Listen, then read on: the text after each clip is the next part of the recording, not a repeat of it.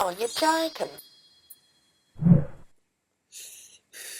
Hi Chuggies, Sharon and Barnes here. I've got a story for you since you all seem to love stories with moles in them. Well, you're in for a treat because there's a bunch of moles in this story and fuck with us well. So anyway, it all started, as we know, I have been making all my dreams come true with my New Year's revolutions. One of my destiny revolutions, I want to lose some weight. And just like all my other revolutions, this one's coming true as well.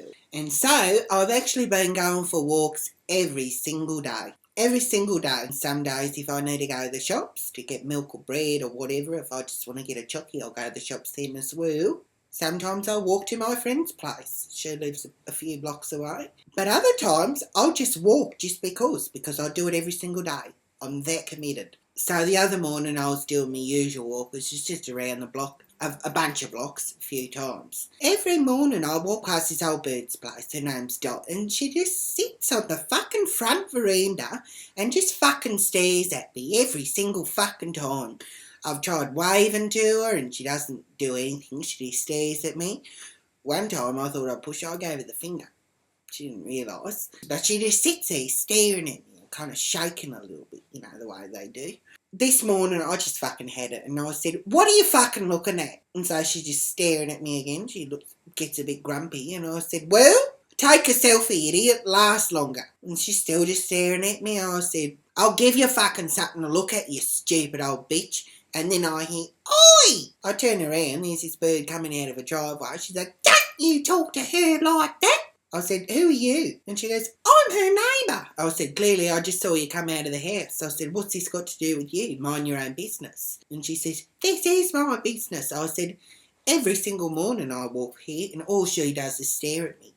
And she goes, "So what?" I said, "Well, I don't like it. You know, she needs to stop fucking staring." And she goes, "Do you know why she stares at you?" I said, "I don't know. She's probably fucking jealous." I said, "I could handle it once or twice, but every fucking morning, I'm sick of it." What'd she say? She says, "Her daughter left me in charge to look after her because she's got demented and she's on the waiting list to get in a fucking dement home or whatever." I said, "Well," I said, "if she's got demented, she needs to be locked up. Plain and simple." And she goes, "We fucking need to lock you up." I said, "No, you are the one that's carrying on like a rabid dog. Maybe you need to be locked up." And I said, "Besides, if she's got demented and you're this big legal guardian or whatever, what good are you meant to be watching her when you're over here inside pulling cones all day or whatever you do?" She said, "Sorry." I said, "Oh, look at you, you're a bag of bones. You don't eat food. It's probably because you're smoking bongs all day long." And she goes, "Oh, charming." I said,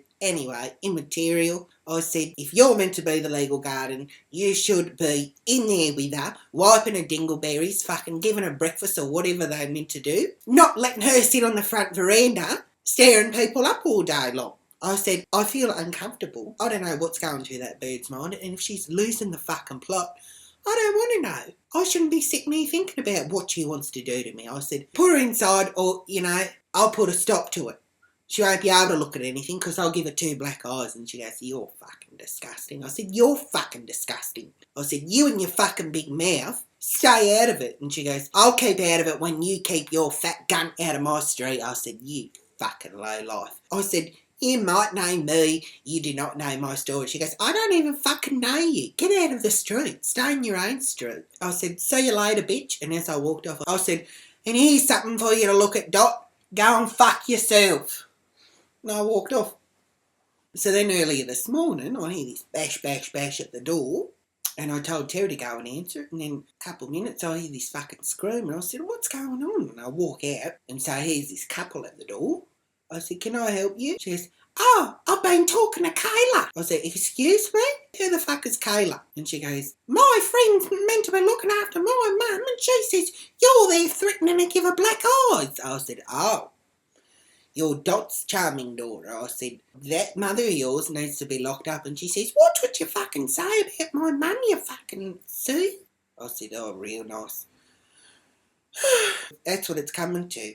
The streets are getting filled with scumbags. She was a real dero, she was. And so I said, "Well," I said, "if your mum's got demented, She shouldn't be out on the veranda staring everybody up and down. And I said, I can handle it, but what if it was a young girl? And she goes, oh, then she fucking lost. She goes, well, you shut the fuck up, that's my mum. I said, you shut the fuck up or I'll shut your fucking mouth for you, you fucking dirty bitch. This bird starts swiping at me through the door. And so Terry grabbed her by the wrist, and then the boyfriend says, get your fucking hands off me, woman. And he pushed Terry on the shoulder and he pushed him into the doorway. And I looked at Terry afterwards. He's actually got a fucking scratch up the back of his arm. Then I walked up to this bloke and I slapped him in the face. I said, get your fucking cave, woman, and fuck off out of here. She's mouthing off and rah, rah, rah. And then she said, I'll be fucking back, bitch, and I'll bring my girls and rah, rah, rah. And I said, fucking bring them. I'll knock them out too, you silly bitch. Yeah, so who knows? There might be a fucking Demented Diaries Part 2. Yeah, but anyway, I'm not going to walk that way anymore. I'm going the other direction now. I actually feel violated because they're not doing nothing about it. They've got this sick lady out on the streets. It's not right. Anyway, yeah, I just wanted to say how I feel. What do you think? Do you think just let anyone who's fucking lost the plot out on the streets to roam and do whatever they want to whoever they want? Or do you think you should do the right thing and have them locked up away where we can have them cared for? Because I actually do have a heart. It's not that I don't like them. It's they've lost the fucking plot. They don't know what they're doing. And that's it, plain and simple. Leave your comments. Yeah, let's leave it at that. You can add me on my Twitter site, at Cherylyn Barnes. Hashtag Demented, mate. Make sure you add me on my Instagram site, at Cherylyn Barnes.